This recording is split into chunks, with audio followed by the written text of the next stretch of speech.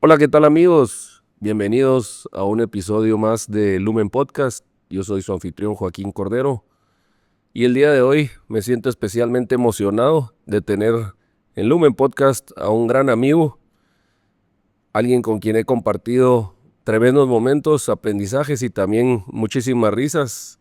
Víctor Hugo Orantes es abogado con un MBA en Washington, empresario de múltiples frentes, desde la logística en Grupo Cerca hasta la agricultura con limones. Pero más allá de su rol empresarial, lo que siempre me ha impresionado de Víctor es su profundidad intelectual. Ama la economía, le apasiona la política y puede hablarte con el mismo entusiasmo de una biografía de Churchill como de un análisis sobre la descentralización de Guatemala. Es un hombre de principios, de conversaciones densas pero amenas y de esos amigos que te hacen pensar. Hoy hablaremos de su historia, pero también de las historias que lo inspiran, de liderazgo, de familia, de país y el eterno deseo de entender mejor el mundo que nos rodea. Bienvenido, mi querido Víctor. Muchas gracias, querido Joaquín. Aquí venimos a platicar, aquí honrado de participar en el Lumen Podcast y es una conversación informal entre amigos y vamos a ver qué lecciones nos deja este día, esta mañana. Buenísimo, vos. Muchas gracias, Víctor. Me encantaría que empecemos del principio. Naciste en la democracia, en Escuintla. ¿Qué recuerdos tenés de tu infancia que todavía te guían el día de hoy? Bueno, yo nací en 1975. En esa época, mi papá es de Escuintla, mi mamá es entre Escuintla y Quetzaltenango, o sea, los dos son del interior de Guatemala, no son de la capital. Y en esa época, la década de los 70, fue una década muy próspera en Escuintla, con el cultivo del algodón, que realmente era un cultivo que generó fortunas y también quitó fortunas después cuando decayó en los 80. Entonces, ahí en la democracia estábamos en el epicentro de eso y también de la industria azucarera. Entonces, tuve la suerte de que se fundó un colegio cerca, en Santa Lucía, Cochumalguapa, a menos de 15 minutos de la democracia. Un colegio que era una sucursal de colegios de Guatemala. Entonces, pude estudiar ahí, primaria hasta segundo grado primaria. En 1983, cuando tenía 8 años y medio, mi familia decidió venirse a Guatemala. Fue justo el año, yo digo que soy un desplazado de la guerra civil todavía, de los últimos que hubo, porque fue un año en que sí estaba dura, era tiempo de Río Montt, Realmente, pues, y, y mi papá consideró que era más seguro vivir en la ciudad que seguir viviendo allá. Entonces nos venimos a Guatemala. Entonces, bueno, pero yo la pasé muy contento en la democracia. Ahí aprendí a montar bicicleta, a leer y escribir, que eso es una anécdota interesante. En tiempo de Romeo Lucas hubo una campaña de alfabetización en la radio y yo iba a la municipalidad a recoger los cuadernos que había y yo aprendí a leer y escribir antes, no en el colegio, sino por la radio, por ese programa. por el programa de alfabetización Una que hubo. anécdota, vos. Sí, cuando tenía menos de 6 años. O sea, yo aprendí precozmente y yo fui, desde esa época he sido lector. O sea, yo Ávido fui lector, ¿verdad? ávido lector. Y sí, esa anécdota la cuento de que con los cuadernos que daba el Ministerio de Educación aprendí a leer. Buenísimo. Y ahora, digamos, si pudieras entrar en un área, las lecturas que haces o digamos, lo que te gusta estudiar, más o menos, ¿por dónde iría? Bueno, realmente lo que más leo es historia. Historia de Guatemala, historia de América Latina. Acabo de leer una biografía muy buena de Simón Bolívar. De María Arana se llama la autora, que es peruana-americana. Muy buena. Y me gusta mucho, bueno, también historia de Estados Unidos y historia mundial, pero leo mucho historia y biografías. Eso es lo que más he estado leyendo por distraerme, aparte de lo que tengo que leer por trabajo. Em, ¿Quién es uno de sí. los personajes favoritos de la historia y alguna anécdota curiosa que hayas aprendido a través de esa lectura? Bueno, como estaba comentando, Bolívar es un personaje admirable. Nació en cuna de oro, de las familias más prominentes de Caracas, millonario, y lo invirtió todo en la causa de la independencia de América. Él murió sin un centavo, prácticamente, murió de caridad de sus anfitriones. Todo lo fue perdiendo, todo lo invirtió. Tenía una capacidad de, de, de ideas, de generar ideas, y la otra capacidad increíble era una capacidad de, de montar a caballo. O sea, distancias increíbles. Le ganaba, o sea, aguantaba más que los indígenas de rurales, que eran supuestamente los mejores, ¿cómo se dice? Caballistas, Vaquero. no vaqueros, porque no eran vaqueros, eran, bueno, su apodo era trasero de acero, no, trasero de hierro, porque en esa época no existía el acero, de hierro, porque aguantaba, Qué interesante, vos no sabía. sí. Voy a investigar más. Curiosamente, fíjate qué chistoso. Mi mamá me regaló hace 2 días un cuadro de Simón Bolívar, de Marcela Valdeavellano. Está en Chilero, ahí te lo voy a enseñar. Sí, curioso. Sí, ¿no? Y realmente se formó, sí tuvo formación formal en España y en Inglaterra, pero en esa época, a los 20 años, ya era general, pues, o sea, prácticamente, Sí, y se murió como de 47, o sea, se murió joven. como de mi edad, qué Sí, bárbaro. sí. ¿Qué te llevó a estudiar Derecho y luego a hacer un MBA? Bueno, primero, derecho, en esa época me interesaba más que ahora el sector público, el gobierno, y pensé que idealísticamente que estudiando, sabiendo leyes, uno podía hacer cambios. Realmente con la edad uno se va decepcionando, perdiendo ímpetu. Y cuando terminé la carrera, me surgió la oportunidad de ir a Estados Unidos a estudiar una maestría en administración de empresas que me ha servido más. Bueno, las dos cosas, realmente la formación de abogado sirve para todo. Sirve para todo, para Es temas una buena base. laborales, fiscales, de estructuras corporativas, pero el tema del MBA más que todo me ha servido para el tema de recursos humanos y financiero, Mm. y mercadeo. Eso es lo que más me he enfocado, sí.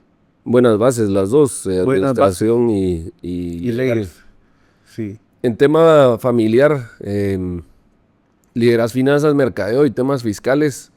Curioso, ¿verdad? Porque es un mix bien, bien interesante. Em, ¿Cómo ha sido tu evolución en el tema de empresa familiar? Me recuerdo que en algún momento fuiste a un curso, creo que en IMD también, Sí, de empresas familiares. sí, sí. Ese curso eh, es interesante. Realmente lo que más me acuerdo de ese curso, ese fue en el 2017, es que gráficamente lo ven en 3 círculos. Está la familia, la empresa y los dueños. Y que se traslapan, se pueden traslapar, pero hay familias que son dueños, pero no están en la empresa. Hay familiares que no tienen, que no están en nada. Hay Colaboradores que no son colaboradores también. que no son accionistas ni parte de la familia. Entonces, cada uno tiene Esos son los key stakeholders. así es, exactamente. Esa parte me interesó, pero regresándonos, yo en la empresa familiar, yo realmente he trabajado desde que salí del colegio. Primero, en esa época teníamos una gasolinera aquí en la ciudad con tienda de conveniencia, ¿En dónde estaba? en la Roosevelt. Bueno, En la Roosevelt, al inicio de la Roosevelt, cerca del Trébol. Yo ahí trabajé mis vacaciones desde el 88, y en el 92 que me gradué del colegio ya comencé a trabajar tiempo completo y después medio tiempo ahí, en la tienda. Hasta septiembre del 96 que la vendimos.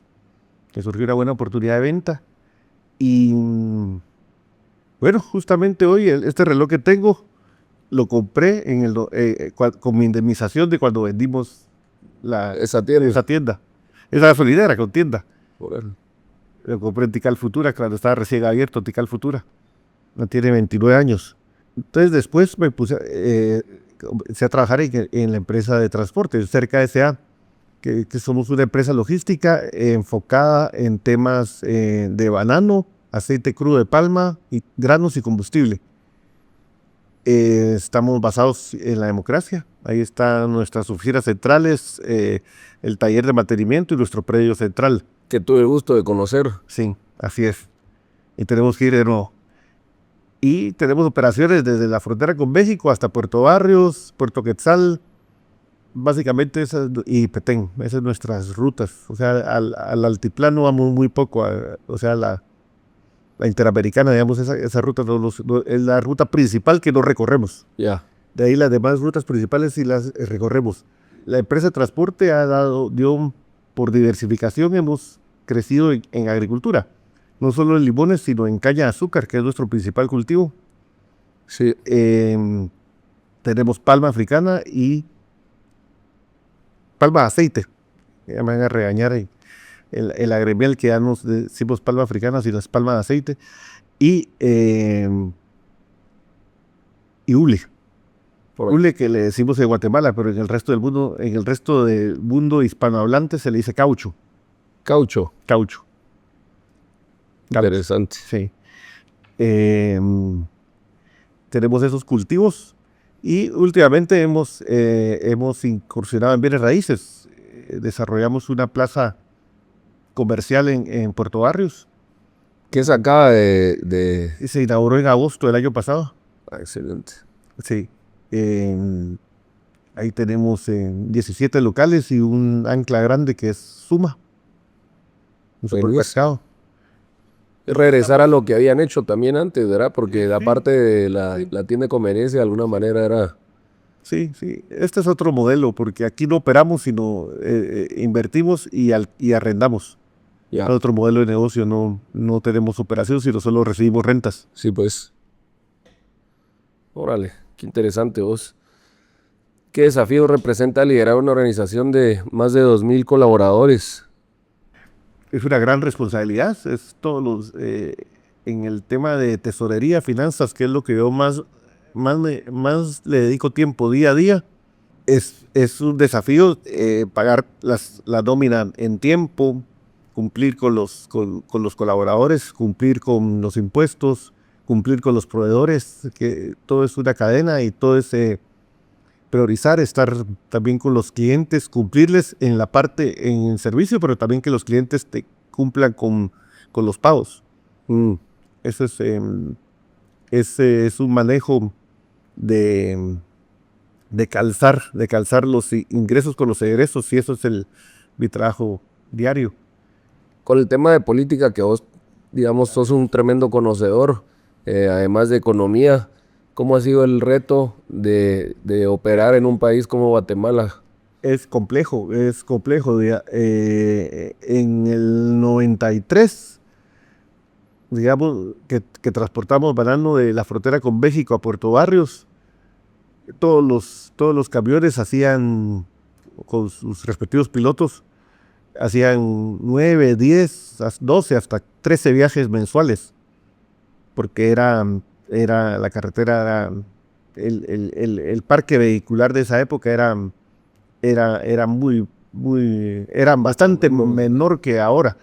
Hoy por hoy, un buen piloto hace 8 viajes en lugar de 13, porque prácticamente son exactamente las mismas carreteras.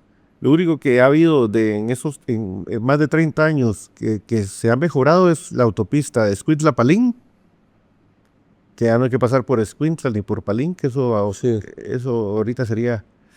Y la carretera de Guatemala al rancho. De ahí todas las demás carreteras están exactamente igual, tristemente, que hace 32 años. Wow. Sí. O sea, de 13 a 8. Sí. Impresionante. Y a 8 bien sufridos, o sea, hay de 6, 7. Wow. Porque porque solo cruzar la ciudad es cuestión de, puede demorar 3 horas o puede demorar 6 horas. Ese es un reto con el gobierno de que no ha invertido en infraestructura. Y el otro tema complicado es el tema de los puertos, que cada vez los puertos están más saturados y no hay inversión pública en los puertos. ¿Cómo está el tema de los puertos ahorita? Hay demoras de hasta 70 días en los barcos. Imagínate eso. Sí. Justamente hoy estuve con un cliente que estábamos negociando un plan de pagos de lo que nos deben, y parte de su tema me dijo, mira, no recibimos dinero porque no podemos exportar por los atrasos del puerto. Entonces, se atrasan las exportaciones y a ellos les pagan con contenedor puesto en barco. No les sirve de nada tener el producto en bodega, no reciben flujo. Entonces, si no exportamos, no cobramos y no les podemos pagar a ustedes. Sí, pues es una cadena y así debe estar mucha gente exportadora, y también los importadores también están con el problema al revés, pero también son atrasos tras atrasos. Y un tema que quería tocar, el tema de política, gobierno. Realmente en Guatemala la política se ha corrompido mucho, especialmente, creo yo, mi criterio personal, en el organismo legislativo, en el Congreso. Y no,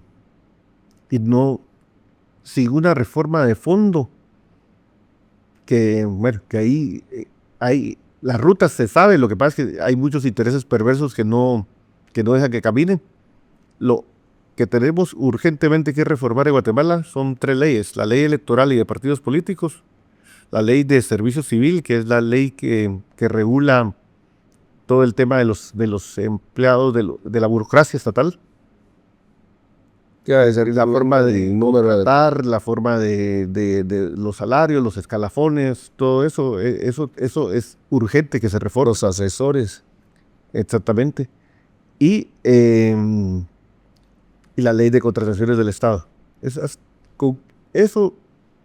Y por lo que hay que empezar es por la ley electoral y de partidos políticos, la forma que se eligen los diputados y la manera que eso sería lo más urgente para poder hacer las otras reformas. Sí, pues. Y digamos, ¿por qué digamos esa sería la más relevante, o cómo afectaría, o qué mejora le haría? Para empezar, cambiar la estructura de los partidos políticos para que sean más abiertos, más democráticos, que realmente sean partidos, no vehículos electorales como son actualmente, que unipersonales prácticamente. O sea, cada proyecto tiene nombre propio.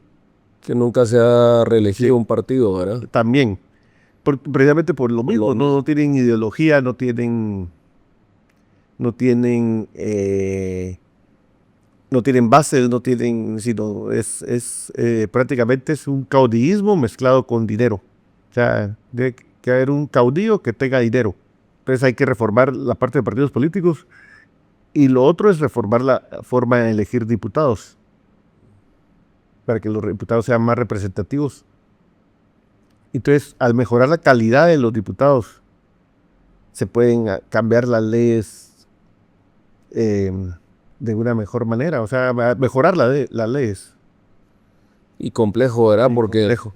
Y después hay que ver el ejecutivo, que son otros 100 pesos, que también está atado. La burocracia estatal es un elefante que no se mueve. No se mueve. Por eso hay que reformar la ley de contrataciones del Estado. Una buena ley, no totalmente buena, pero que ayuda, en la ley de infraestructura prioritaria, que entró en vigencia ahora, pero esos proyectos van a tardar 2-3 años para empezar a funcionar.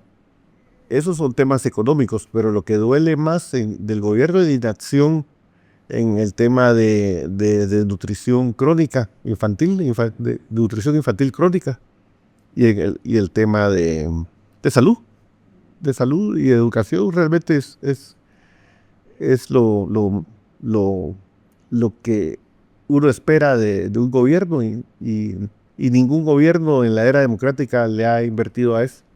Invertido con eficiencia o con resultados.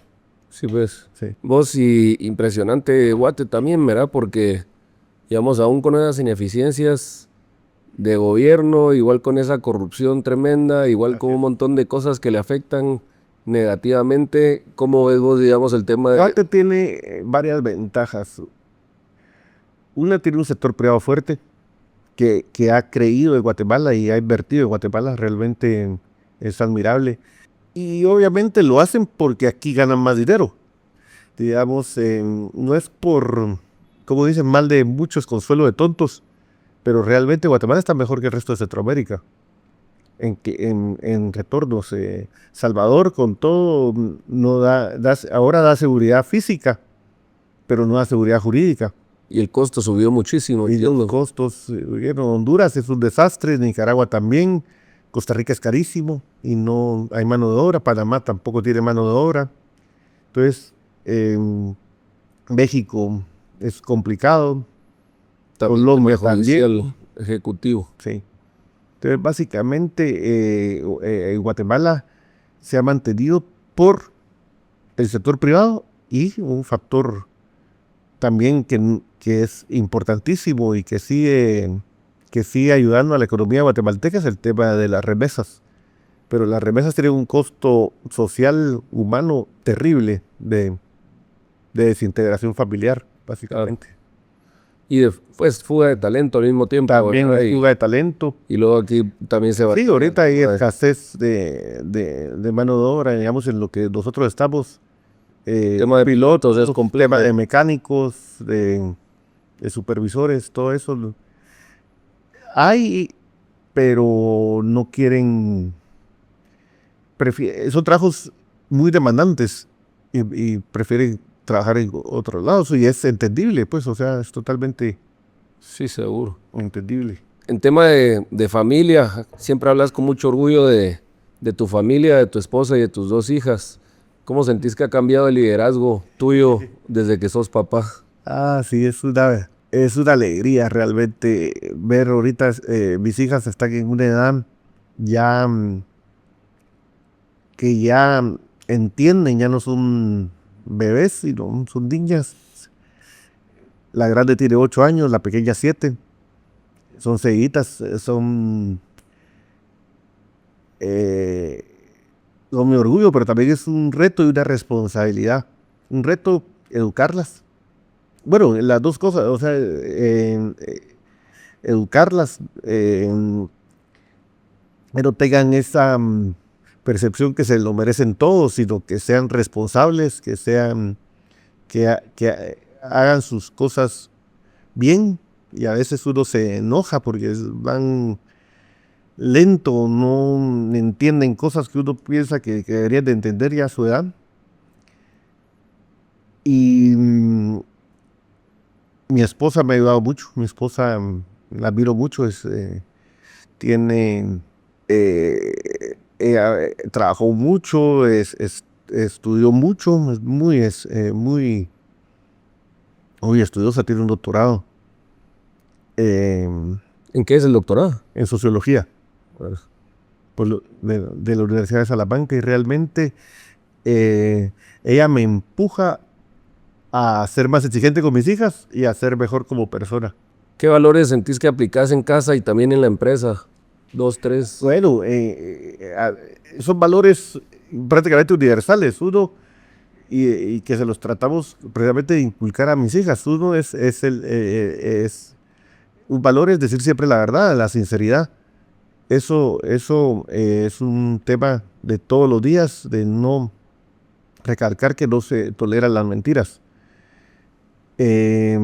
Otro, esto es más en la casa que en la oficina, porque en la oficina el tema que estaba mencionando de que todo me lo merezco, realmente no es un reto de criar niñas en un ambiente de que a su alrededor, no solo en la casa, sino con sus compañeras, sus compañeros, hay mucha abundancia. y criar en ese ambiente tienen retos especiales y eso estamos viendo cómo lo manejamos. Es interesante, ¿verdad? Y es curioso porque lo hemos platicado con algunos emprendedores en la organización y algunos de ellos que están en un momento, y lo hablábamos con un foro de Estados Unidos que vino, en ese momento de qué haces con la siguiente generación, ¿verdad? Cómo no dejar una generación entitled, ¿verdad? Que es justamente lo que hablabas, Sí. Merecedora, sino que sea una generación que de alguna manera siga aportando y sumando a Guatemala y al país, ¿verdad? O a la región. Y curioso porque me recuerda como este tema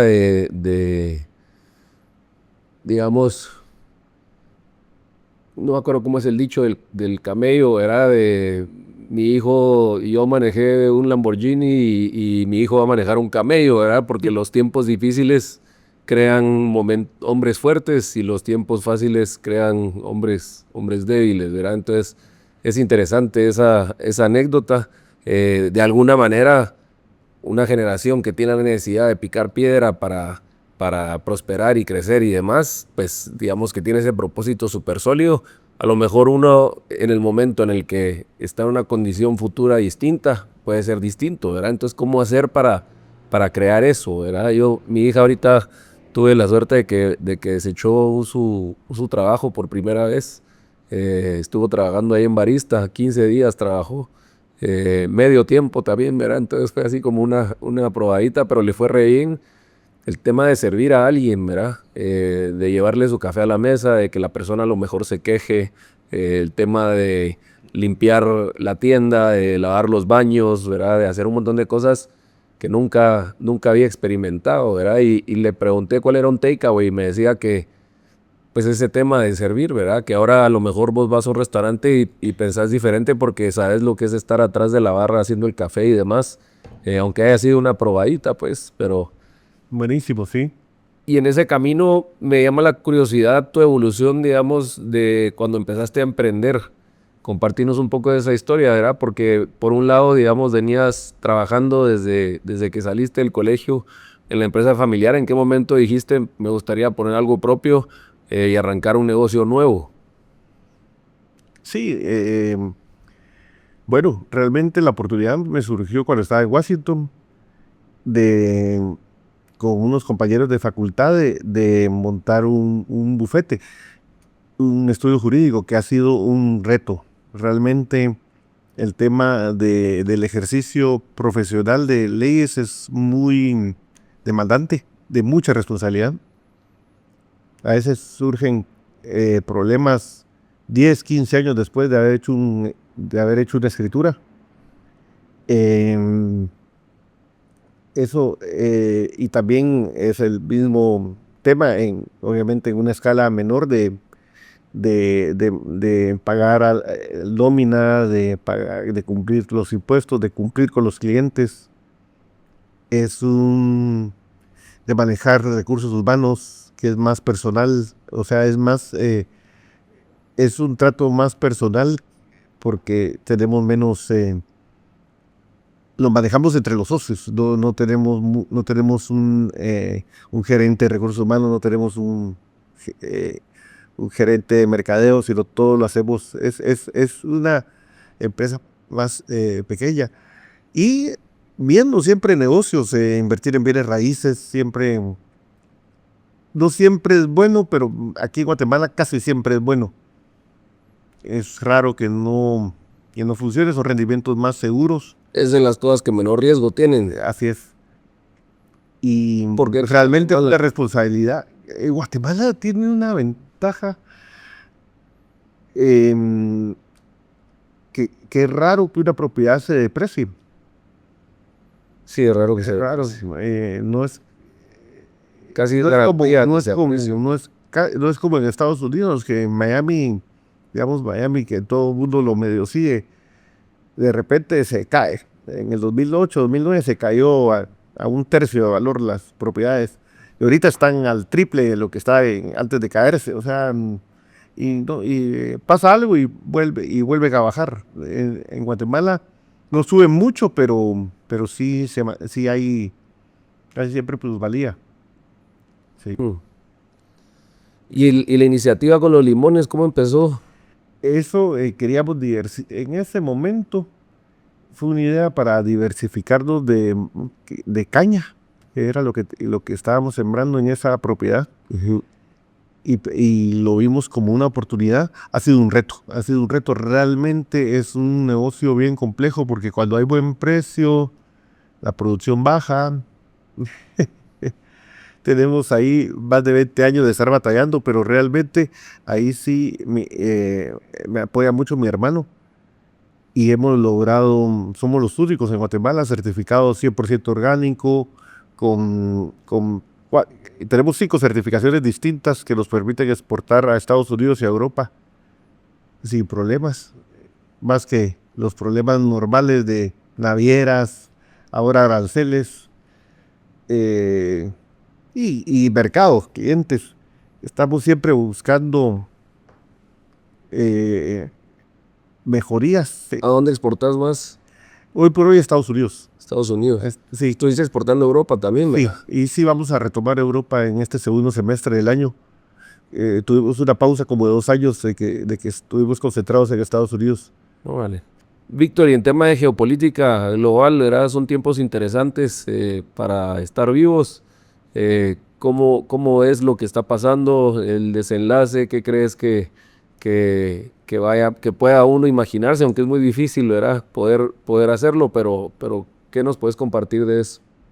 Es, veo ahorita 2 conflictos grandes y varios potenciales, pero los grandes que ya se están desarrollando, el de Rusia con Ucrania, ya lleva más de 2 años.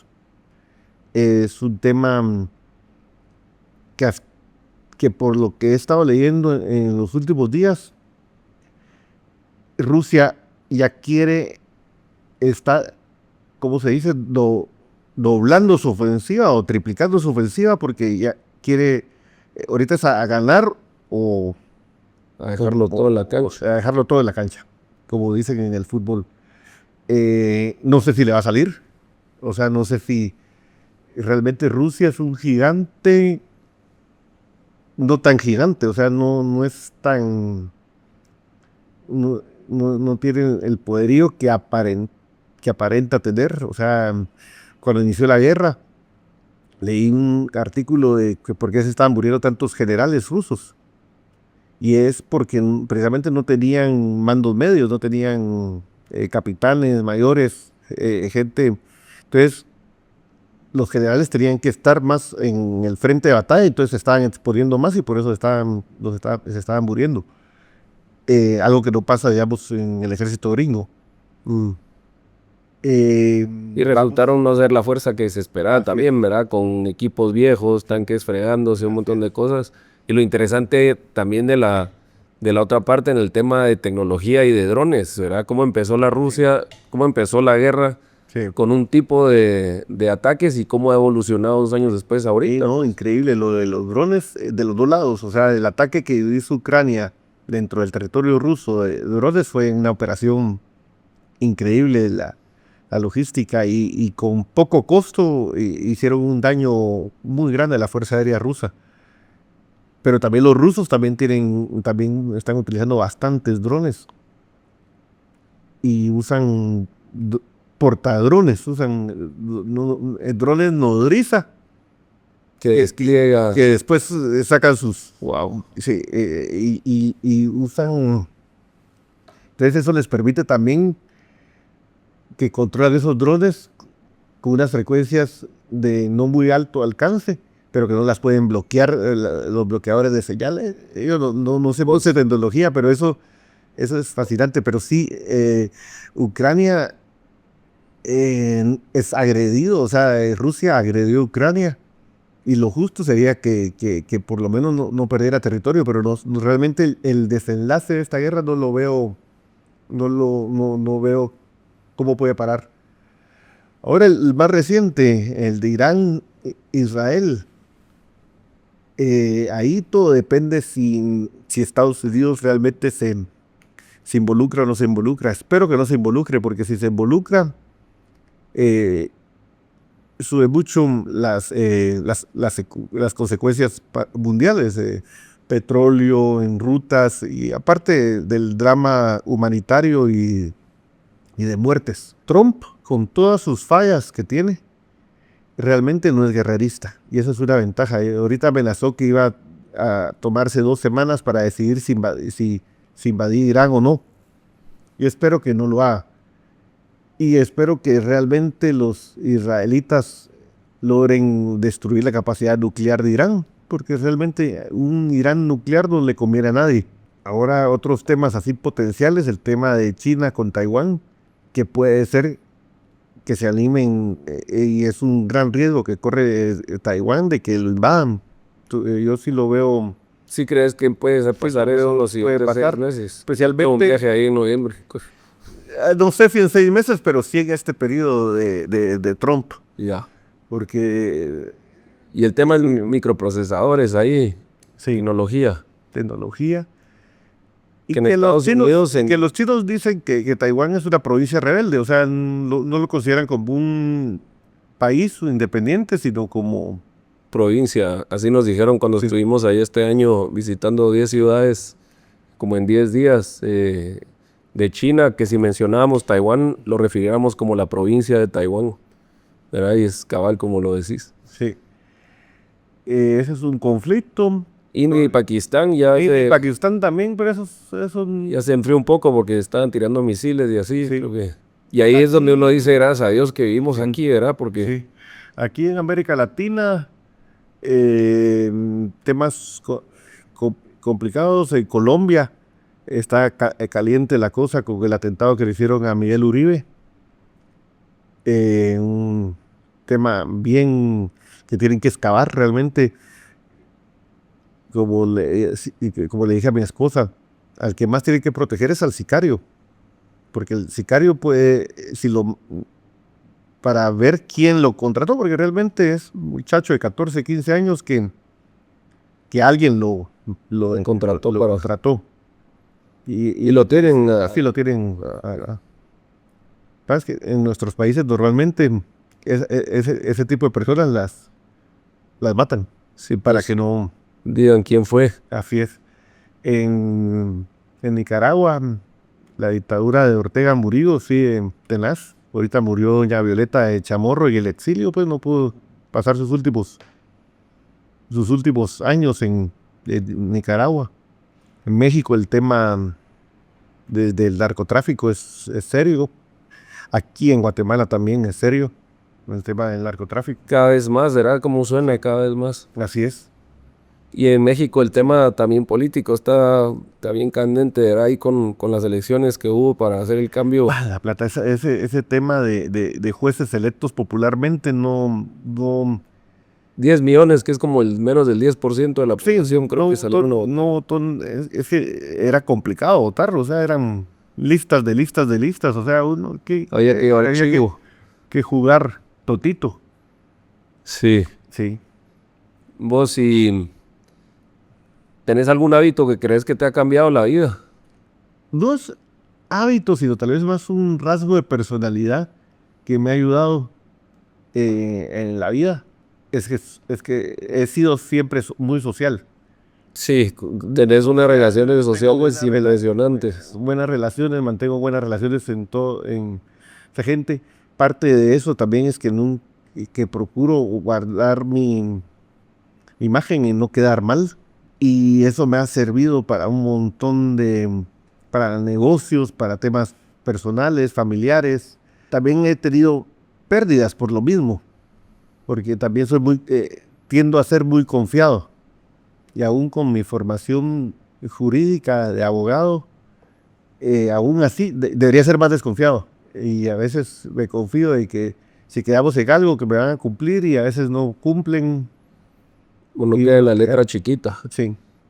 Realmente es un tema, es algo que sí debería cambiar y ser más desconfiado. Vos, si algún concierto inolvidable.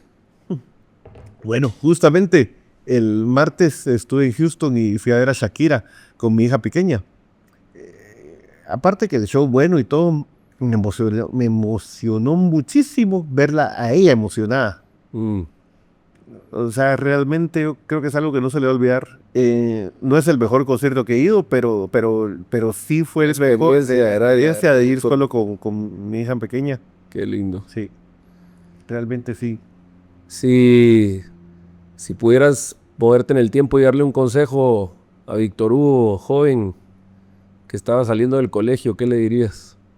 Realmente a mí lo que me hace falta es un hábito que no tengo y me hubiera gustado tenerlo desde joven, es hacer ejercicio. Realmente nunca, casi no he practicado deportes, casi no he hecho ejercicio y eso, hoy por hoy estoy bien, pero sé que en el largo plazo eso me puede cobrar la factura y es algo que sí debe haber retomado por lo menos de esa época de los 18 años. Órale. ¿Película favorita? Precisamente el año pasado que venía en un viaje largo, la vi la volví a ver en el avión y sí la veo como una vez al año. Goodfellas. Ajá, es buena. Sí, realmente Clásica. es clásica. Obviamente me gustan a mí me gusta mucho el cine, me gustan las del Padrino, las clásicas, Citizen Kane, pero todas son muy triadas, así más Kubrick. Yo he visto todas las películas de Kubrick, desde las primeritas, que son muy buenas, Path of Glory y Spartacus. Esas dos, bueno, y las demás, las clásicas de Kubrick, su época de oro. Sí, a mí sí me gustan. Qué buena onda vos. Realmente veo menos cine ahora que antes. Pues es que consumimos diferente contenido también, ¿verdad? Porque no es que tal vez veamos menos horas, sino que vemos más stories, vemos más un montón de otras cosas, que también pasa a veces con la lectura, ¿verdad? Tal vez lees un montón de contenido en la compu, en el celular. Sí. Aparte, Gerard, pero yo sé que vos sos hábil lector ahí también de periódicos internacionales y demás. Sí. ¿Qué significa para Víctor Hugo tener éxito? Realmente es estar en paz. Para mí éxito es no tener no tener problemas, porque eso es imposible, siempre hay problemas. Nos pagan por resolverlo, ¿verdad? Pero exactamente, pero no tener problemas que no se puedan resolver. ¿Algo más que quisieras compartir, mi querido Víctor Hugo? No, muchas gracias por estar aquí en Lumen. Felicitaciones. Cada vez más veo más gente trabajando. Buenas noches. Ver que realmente uno, en esta conversación me puse a pensar los problemas que tenemos en Guatemala, pero que tienen muchas cosas por resolver, pero como dice un amigo, que vamos a ir a hacer a Suiza si ahí está ya todo hecho.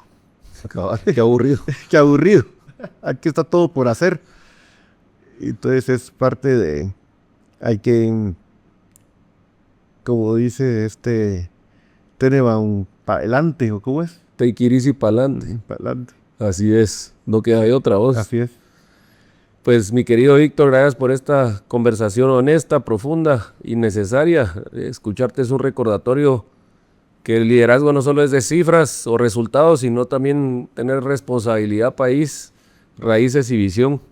Te agradezco por tu vulnerabilidad, tu inteligencia y tu compromiso con este país. Y sobre todo por seguir siendo ese gran amigo que inspira, reta y construye desde lo humano. Muchas gracias. Gracias, muchas gracias. Queridos amigos, ahí lo tienen, otro gran episodio de Lumen Podcast. Por favor, si le resonó, le recordó de alguien, compártanselo. Seguimos adelante. Take it easy.